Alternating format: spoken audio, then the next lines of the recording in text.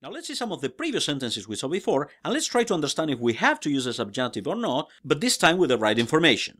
The first sentence that we saw before was, Quiero que mi hermano viva cerca. I want my brother to live nearby, or near my home. So here we have two clauses, yo quiero, but then I have another group of words, que mi hermano viva, with the subject, mi hermano, and viva is the verb. If I have to replace this by a noun, adjective, or adverb, we'll see that the noun works. Why?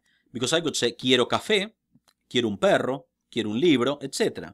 I could put a noun and the sentence makes perfect sense grammatically. So we are dealing with a noun clause. In the land of noun clauses, as we can see here, wishes, emotions, or doubts rule. So we can see that if we have wishes, emotions, or doubts, we must use the subjunctive. Quiero is a verb that expresses wishes. So we have two clauses, and quiero is expressing a wish. That's why the verb here, viva, is in the subjunctive. The rule checks out. Yeah! We are happy. And now let's have a look at the second sentence that we had. Quiero a mi hermano que vive cerca. So what we could see here, que vive cerca, this is an adjective clause. Why? Why an adjective clause? Well, because I can replace the whole thing with an adjective. Quiero a mi hermano mayor. Quiero a mi hermano menor. Quiero a mi hermano italiano.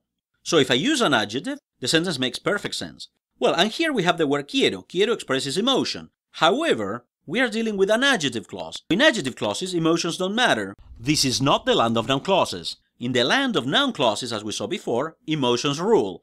In the land of adjective clauses, they are meaningless. Wow! And it's not the purpose of this video to discuss at length the different rules for noun, adjectives, and adverbial clauses. Just one video wouldn't be enough, but the purpose of the video is to show how the right information can make a positive impact almost immediately. And also the wrong information can keep you confused forever unless you do something about it.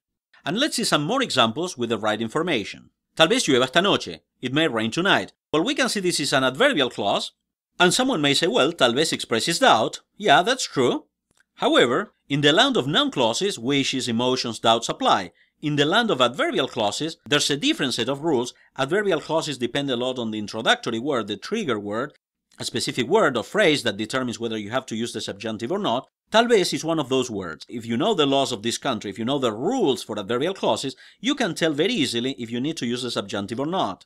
In this case, tal vez triggers the subjunctive. Yeah! And if we look at the next sentence, a lo mejor llueve esta noche, the meaning is basically the same, it may rain tonight. We are dealing with an adverbial clause. When it comes to adverbial clauses, although the purpose of this video is not to describe all the different triggers that we have in adverbial clauses actually depend on the word that introduces them, and a lo mejor is one of the words that, although it expresses doubt, it's totally irrelevant in this case. Wishes, emotions, and doubts are part of the domain of noun clauses. When we are in the land of noun clauses, doubt rules. When we are with adverbial clauses, they are meaningless. We have a completely different set of rules. And in this case, a lo mejor doesn't trigger the subjunctive. That's why the word llueve is in the indicative, even if it expresses the same meaning as the previous sentence. Remember, it's all about knowing where you are. Just like different countries have different laws, different clauses have different rules. Once you identify the type of clause you are dealing with, just follow the rules that apply and that's it. I love you! So if someone tells you that whenever there is a wish, emotion, or doubt, you must use a subjunctive, run! Ignore this advice and you will keep on paying the high price of cheap information. I'll see you soon in special report number 4.